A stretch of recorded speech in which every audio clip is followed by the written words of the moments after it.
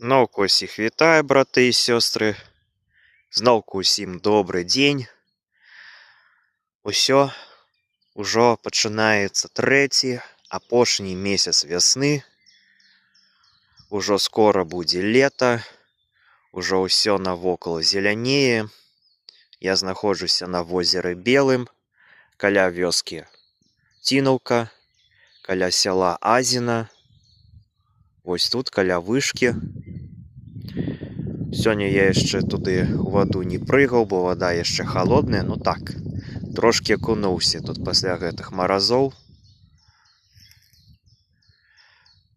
І перадаю вам вось гэты прыгожы, вясновы, азёрна-лясны настрой.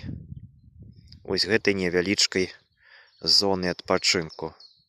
Нехта пабудаваў тут такую вышку, скамейку, турнік, абклаў каменнем месца для вогнішча,